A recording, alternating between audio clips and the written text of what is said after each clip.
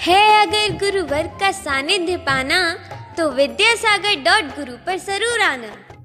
शुद्धेभ्यः ओम नमः शुद्धेभ्यः ओम नमः शुद्धेभ्यः।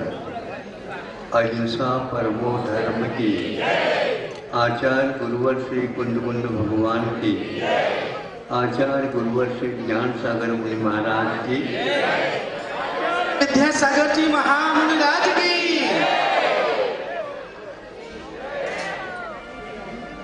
कल संक्षेप से आपके सामने विषय रखे थे।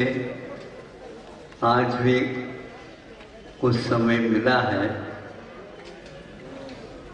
प्रातः काल भी कुछ विषय आपके सामने रखे जाएंगे जो कल के ही पोषक तत्व है।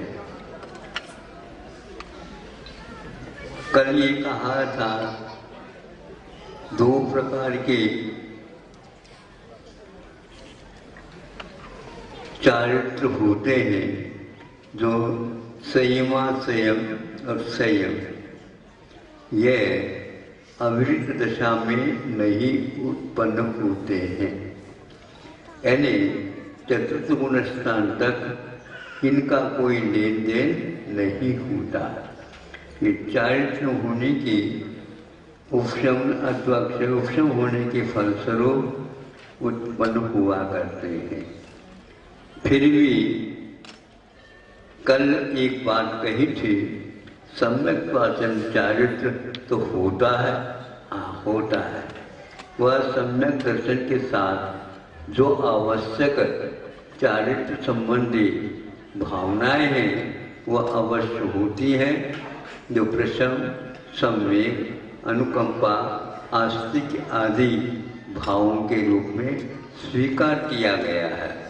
यह सम्यक दर्शन के साथ योग्य आचरण का द्योतक है। आचरण मैंने सभ्यता, यहाँ पर जो नैष्ठिक के बिना पाक्षिक सम्यक दृष्टि के पास ये हुआ करते हैं, क्योंकि पक्ष सत्य देव गुरु शास्त्र का ही रखता है, इसलिए उसको पाक्षिक कहा है। इसमें कुछ लोग भावुकता में या अति विश्वास में आकर के क्षयोपशम भाव को घटित करते हैं, तो क्षयोपशम भाव सम्यक दर्शन की अपेक्षा से तो घटित हो जाएगा, औपशमिक भाव सम्यक दर्शन की अपेक्षा से घटित हो जाएगा, और क्षायिक सम्यक दर्शन की अपेक्षा क्षायिक भाव भी घटित होगा। लेकिन यह सब दर्शन संबंधी पक्ष है। चारित्र संबंधित जो कुछ भी है वह चतुर्थ गुण स्थान तक कुछ भी नहीं होता, इतना कल कहा गया था। किंतु पंचम गुण स्थानवर्ती श्रावक तो होता है, उसके बाद चारित्र तो कुछ आ गया, लेकिन वह संयम चारित्र आया है और कुछ नहीं आया। इसको क्षयोपशमिक भाव मानते हैं, लेकिन आचार्य अविरत सम्यक दृष्टि के लिए इसको भी स्वीकार नहीं करते। इसलिए अंश रूप में चारित्र को भी सम्यक दर्शन के साथ रख करके कुछ व्यक्ति आज भी घर में रह करके रत्नत्रय की भावना भा रहे हैं। भार क्या, वो तो प्राप्त है ऐसा कहते हैं। यह आगम विरुद्ध है। इस बात की ओर आप लोग सावधानी से सुन करके उत्तर दिया करो। यहाँ पर चारित्र का पक्ष कोई भी नहीं आया। यदि आता है आंशिक रूप में, या तो क्षयोपशम सम्यक दर्शन के साथ क्षयोपशम चारित्र भी मान लो, चारित्र अपने अविरत दशा में। आगम ऐसा नहीं कहता है। इसलिए दूसरे पक्ष में ये एक और भी कहा जाता है, संयम ये औदिक भाव है। उन लोगों की ये बहुत बड़ी भूल है। आगम का एक प्रकार से उन्होंने अनादर किया है, क्योंकि संयम को औदिक भाव कहने वाला कोई भी ग्रंथ नहीं है। फिर क्या है, उसको क्षायोपशमिक भाव के अंतर्गत लेना है।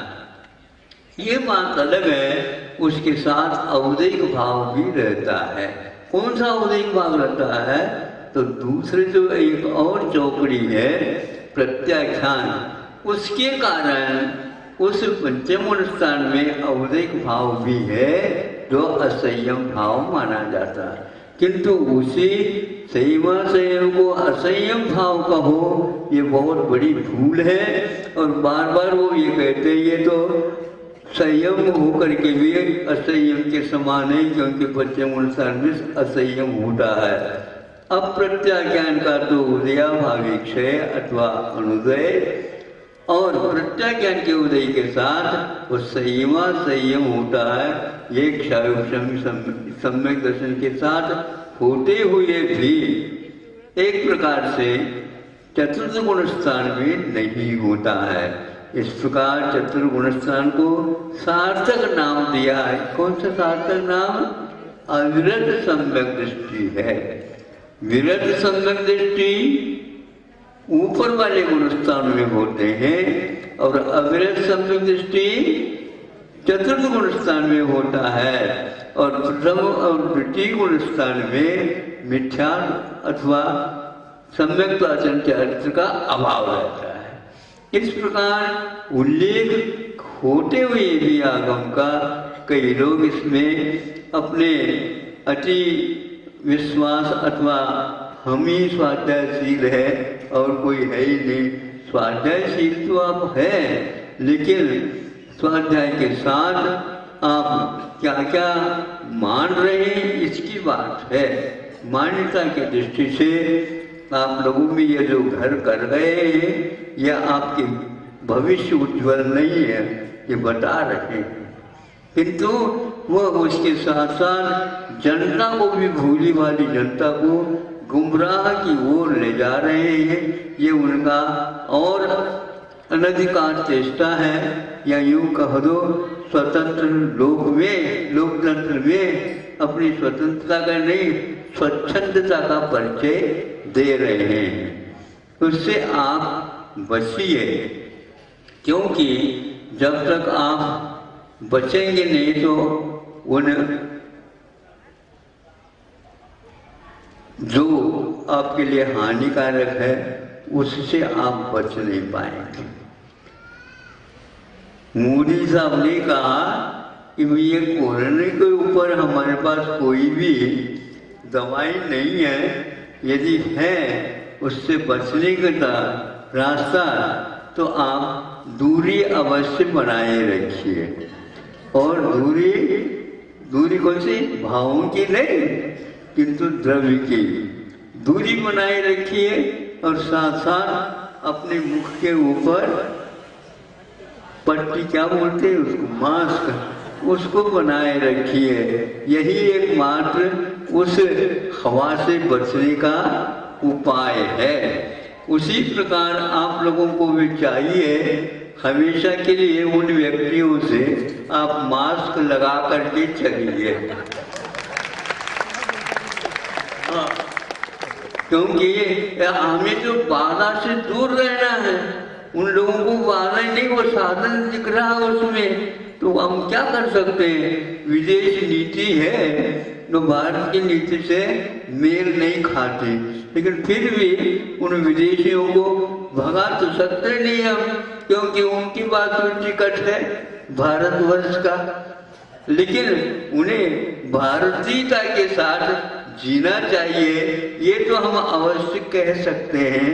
इसलिए उनके भविष्य के उज्ज्वलता के लिए भी आप लोग अवश्य थोड़े बहुत समय दिया करो, ताकि उनका भी कल्याण हो जाए। भारत में जन्म लिया है तो कम से कम इतना होना चाहिए। फिर भी होना नहीं होना तो उनके भविष्यता नहीं, उनके कर्म के ऊपर आधारित है। हम कभी भी भविष्यता को स्वीकार नहीं करते। भविष्यता वही है कर्म के योग में, आत्मा में जो भाव होगा यही एकमात्र भविष्यता, और इसको कोई भी टाल नहीं सकता। अब आगे हम ये कहना चाह रहे संयमा संयम, और ये संयम एक प्रकार से पंचम गुण स्थान के और छठे गुण स्थान सप्तम गुण स्थान के ऊपर के भाव हैं। ये दोनों भाव एक प्रकार से पंचम गुण स्थान से होकर के छठे गुण स्थान और सप्तम गुण स्थान तक चलते हैं। ये अंश कभी भी चतुर्थ गुण स्थान में हो नहीं सकते, निचले गुण स्थान में हो ही नहीं सकते।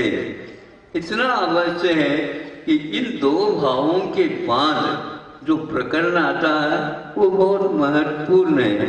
इसी बारे में यहाँ पर द्वितीय, तृतीय, चतुर्थ आदि जो प्रतिमा विज्ञान है आप इसमें घटित करना है।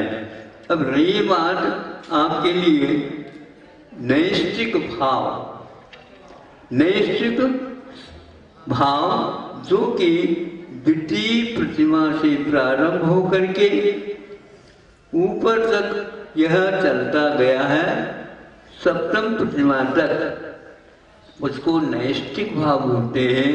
जो कल आपके सामने ये कहा था कि प्रतिमा ऊपर ऊपर की मुनि और आजिका के योग की शिक्षा दे देती है और वह सारे प्रतिमा के व्रत द्वितीय प्रतिमा विज्ञान के साथ लागू हो जाते हैं।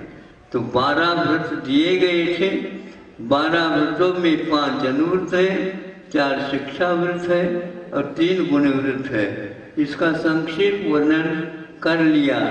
अब इसके बाद इन व्रतों के पालन करते हुए और तृतीय प्रतिमा में क्या होता है, इन्हीं व्रतों का निखार जिसको बोलते हैं, परिष्कार जिसको बोलते हैं, निर्दोषता बोलना चाहिए, अनियमितता काल संबंधी और भाव संबंधी इसमें नहीं हो सकते।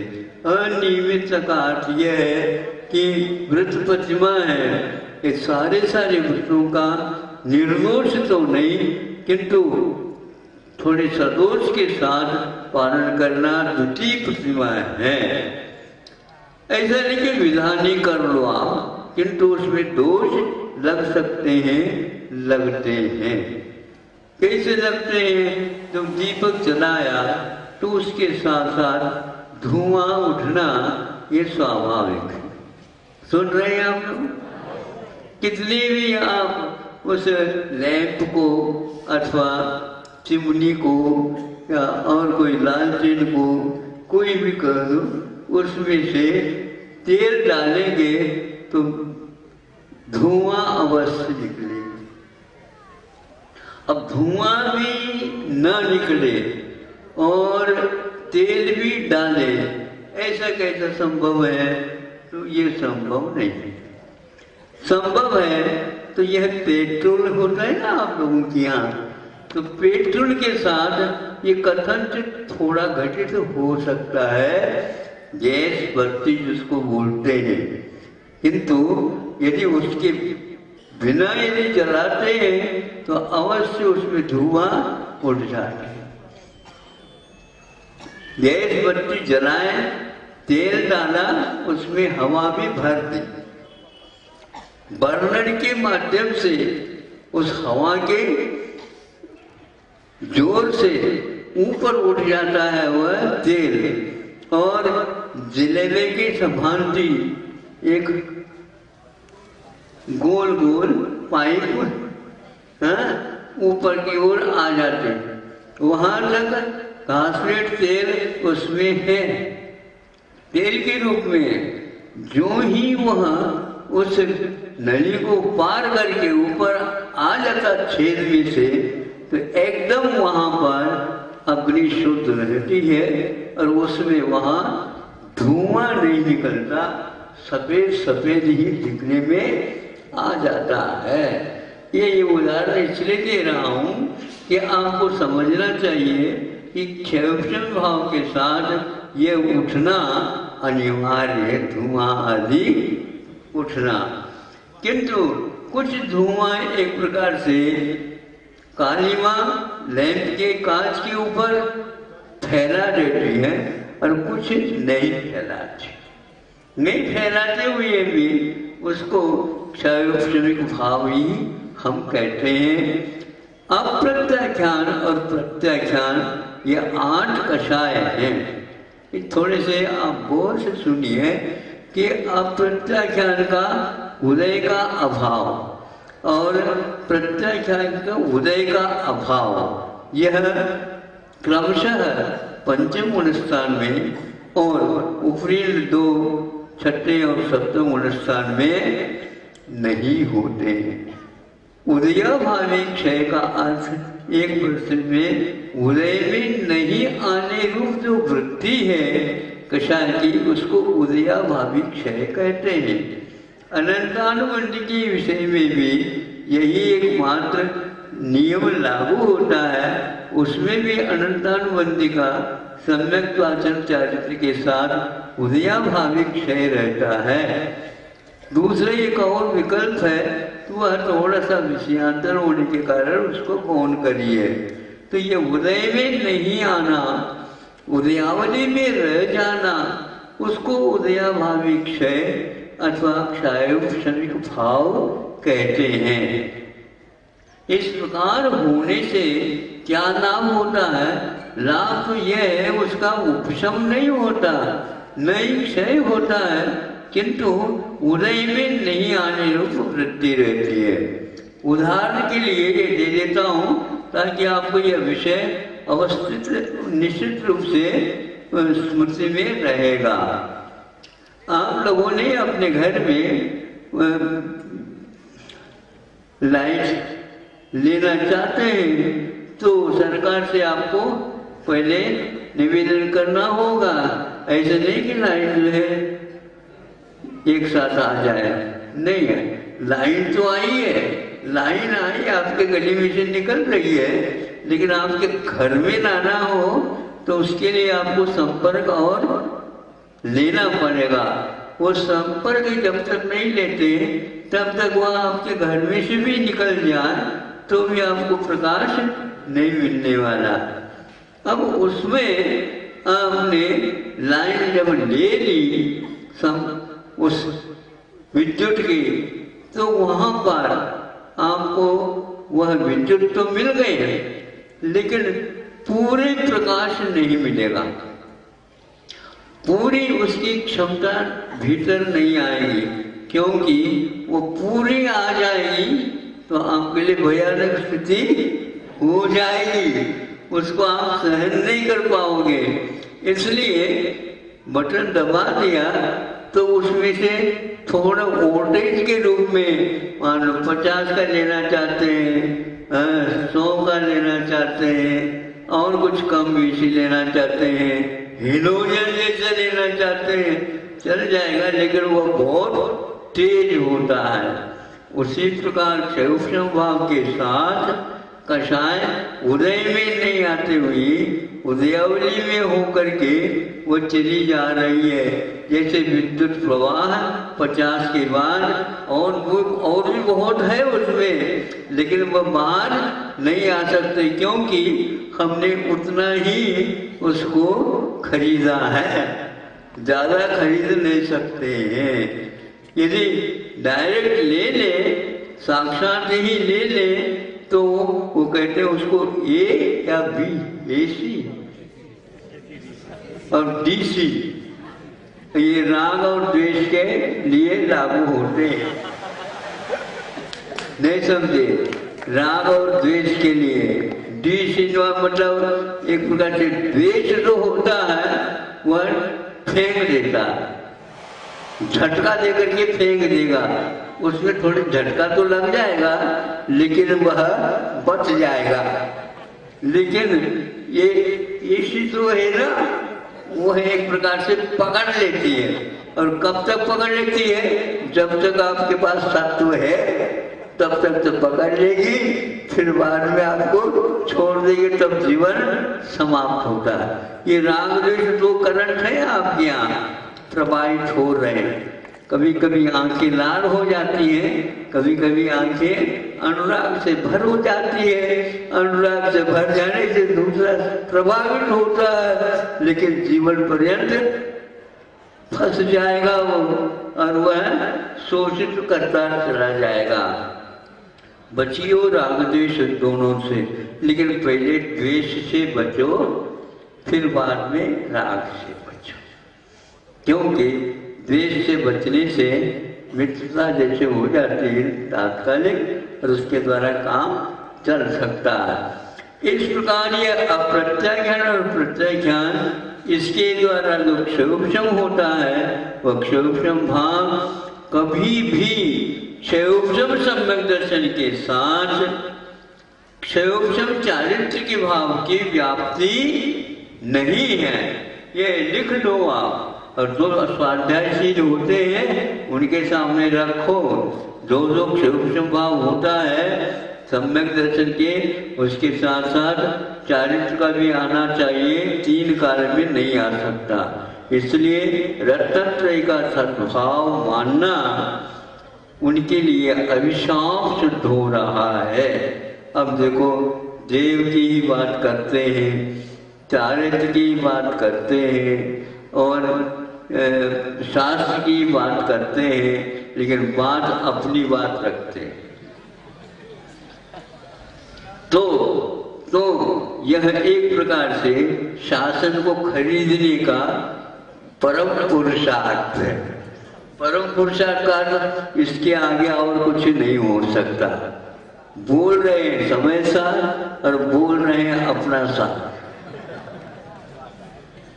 आपके यहाँ सार में बंधी हुई गैया भी नहीं मानती आपको, क्योंकि ये गलत कर रहे हो आप। हमें भले ही सार में बांध दिया, लेकिन आप निस्सार में संसार में ही रुलेंगे। इसलिए विपरीतता है आपको। ये बात सिद्ध करने के लिए और वो अपना ग्रुप बना करके, अपने समूह बना करके काम किया जाता है। देखो, हर एक व्यक्ति अपने अपने दुकान में जो रखा माल है वही बेचना चाहता है। बेचिए, लेकिन एक्साइज ड्यूटी और हाँ जीएसटी ये तो आपको लागू होगा। और बल्कि यूं कहने के आप रख ही नहीं सकते इस प्रकार की बात, क्योंकि आगम में जो उक्त नहीं है उसको आप रखोगे अपनी पुष्टि के लिए, तो वह भले ही कुछ समय के लिए चलेगा, बाद में अवश्य वह फिर हो जाएगा। तो आगे हम दूसरी के लिए स्वाध्याय तो हम नहीं कर रहे हैं। स्वाध्याय की चर्चा, इसका अर्थ यह है स्व का अध्याय होना चाहिए, पर का अध्याय नहीं। दूसरे को समझाने के लिए स्वाध्याय नहीं होता। महाराज आप उपदेश देते हैं, पर के लिए देते हैं, हम उपदेश देते हैं स्वाध्याय के काल में। तो स्वाध्याय के काल में उपदेश देते हैं, मैं स्वयं भी मुझे स्वाध्याय करना है, उपदेश के बहाने मेरा अपना भी काम हो जाता है, और आप लोगों का भी होता है तो होता है। मैं आपके लिए बोल रहा हूँ ऐसा नहीं है, मुझे तो उसका सार निकाल करके उसका चिंतन करना था। आप लोग आ गए तो आपके लिए भी मिल जाएगा, लेकिन आपके लिए ही है, ऐसी बात धारणा मत बनाओ। तो क्षयोपशम सम्यक दर्शन जहाँ तक होता है वहाँ पर संयमाश्रय और संयम होता है, ये कोई नियम नहीं है। इतना अवश्य है, संयम जहाँ रहता है, शायद सम्यक दर्शन भी हो सकता है, उपशम सम्यक दर्शन भी हो सकता है। एक बहुत बड़ी भूल ये और भी चल रही है, क्योंकि ये है कि सर्वप्रथम सम्यक दर्शन को देखो, सम्यक ज्ञान सम्यक चारित्र तो बाद में आ जाएंगे। यह उनकी बिल्कुल आगम विरुद्ध धारणा है। इससे आप बच सकते हैं। वो बचे तो बहुत अच्छा है, नहीं बचे तो उनका भविष्य ऐसा ही होगा, इसमें कोई संदेह नहीं। क्योंकि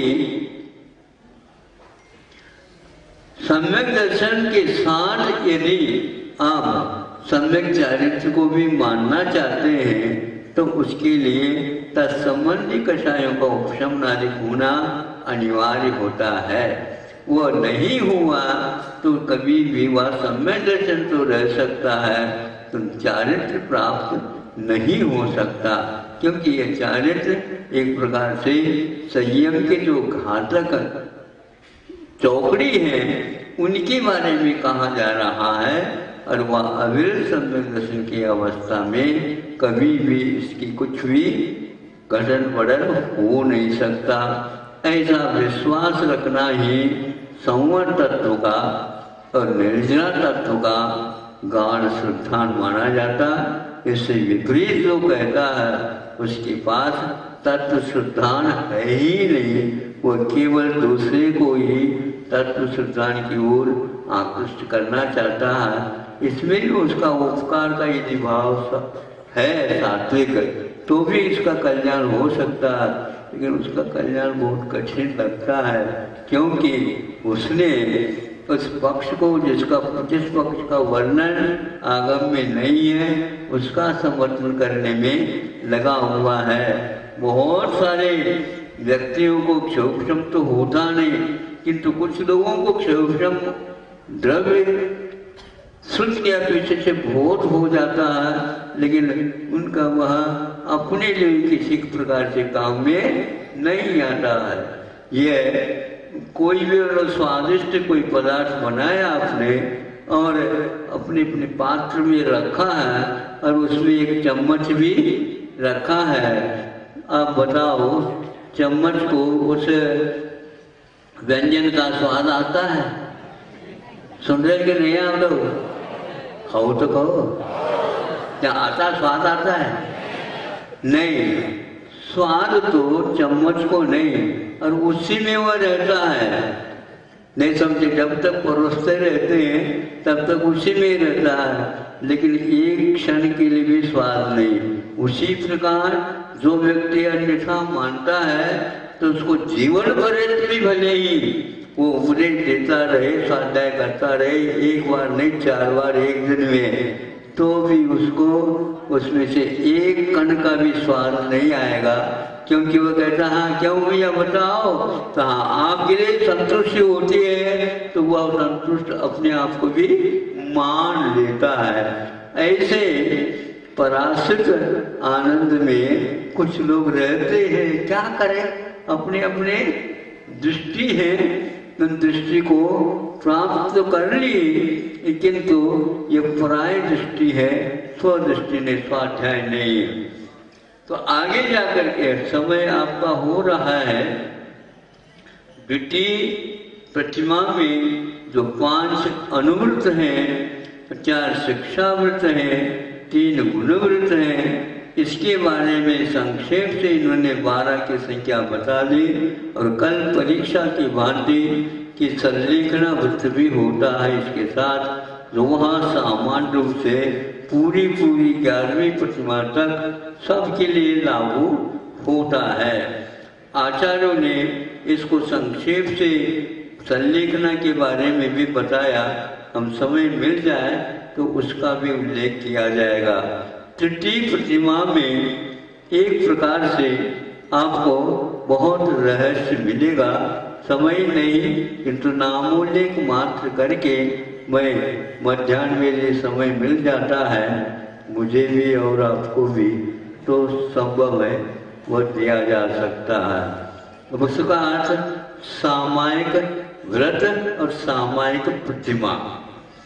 द्वितीय प्रतिमा में सामायिक व्रत भी आता है किंतु सामायिक प्रतिमा नहीं आती। अब इन दोनों में क्या अंतर है संक्षेप से बता देंगे।